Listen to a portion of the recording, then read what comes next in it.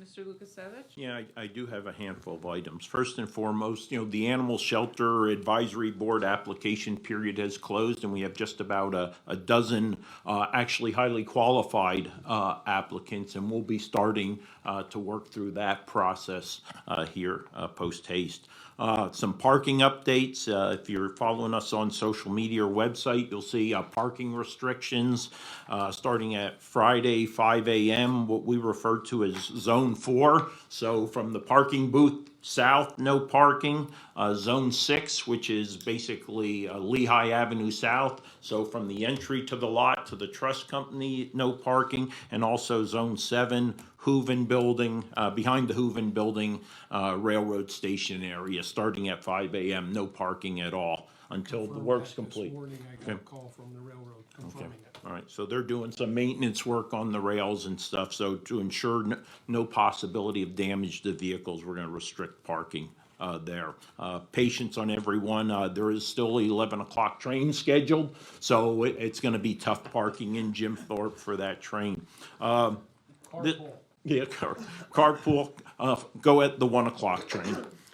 We did install 3 additional kiosks this week, and we moved one. So we now have 14 operating kiosks. The last one will be operational September, just after September 3rd when Tony's done with our buildings, right? Because that's down there in the lot between 44 and 76. I did want to mention revenue to date for parking. We had budgeted revenue for the lot of $445,000 for the year.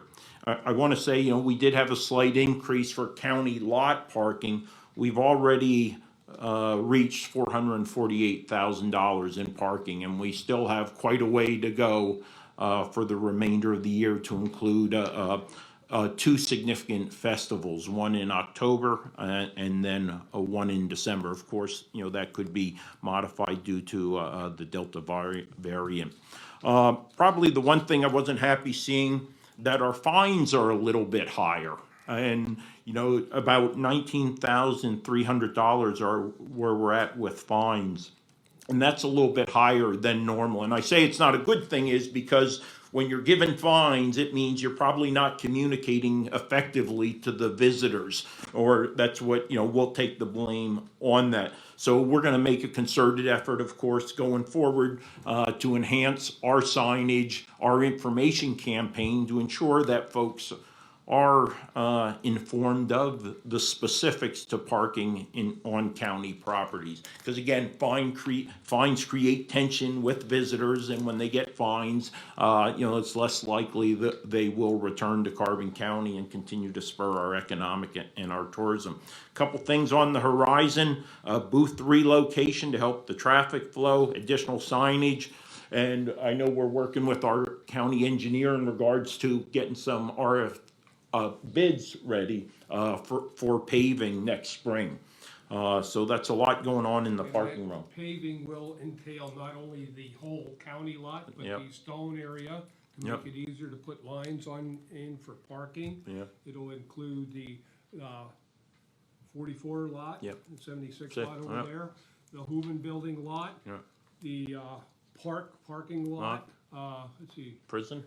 this lot up here, the prison lot. Yeah. So that amount of money that's currently in that fund is Right. gonna go from up to, Yeah, yeah, in a hurry. right. But it's something that's really needed, and we're all looking at, that's what that parking lot is for. It should be go back into the parking lot, maintenance of the train Yeah. station. So, Parks and parking, right, is Yeah. originally, and there's about 1.6 million in that fund currently.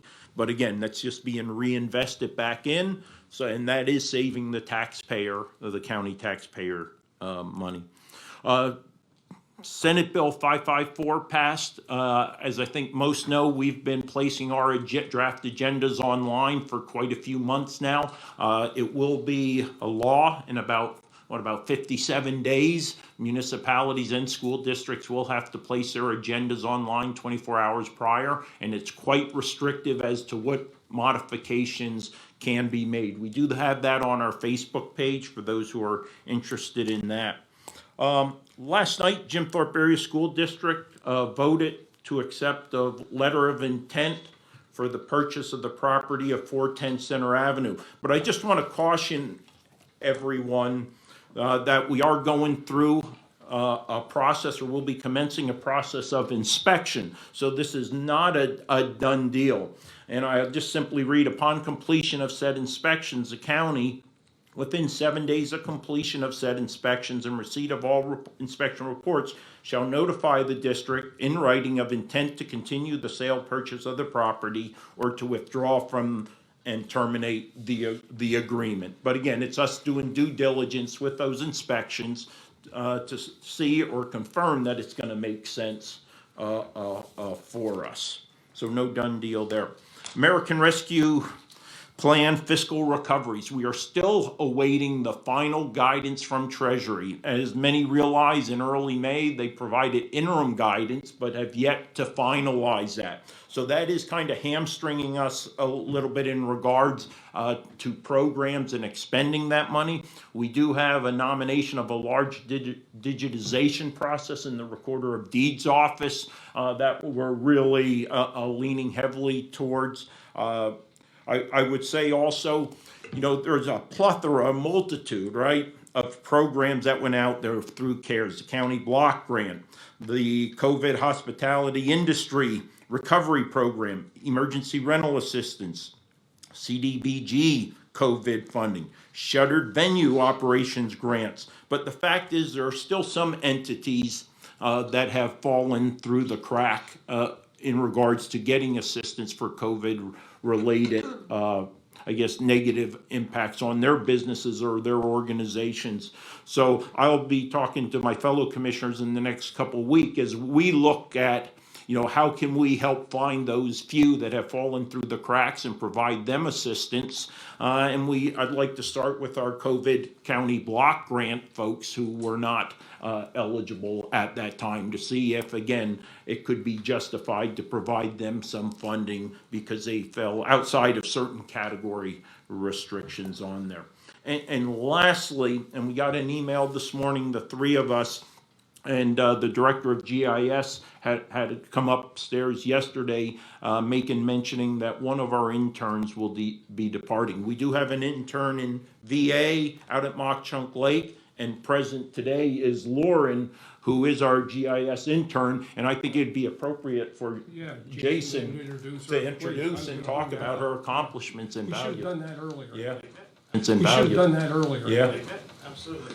So this is Lauren Babinetz. She is ironically the niece of Larry Stariarski, who was a previous GIS director. It's been an absolute pleasure to have her here. She's at George Washington University, wrapping up her bachelor's degree in GIS, and then I'm assuming she's going for a major in the same subject, so best luck to her on that.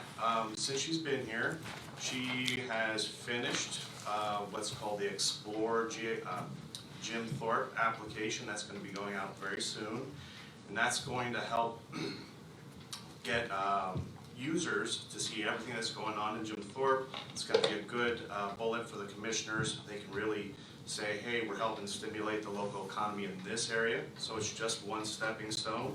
She has also helped create a public transportation map that's going to go live soon, so you'll see all the different modes of transportation a carbon citizen can take, as well as starting the stones for 911's hub. That's going to be coming out soon, so there's going to be a lot of good resources there. She's done some graphic design for that. And she was also present when we worked out a deal with Lafayette College to do a data exchange, and so she's done a lot of great things while she's here, and so we're very fortunate to have her. So great boon for GIS. Any comments? Thank you guys so much. It's really been a great opportunity to work with Jason. It's been wonderful as my first field experience, truly.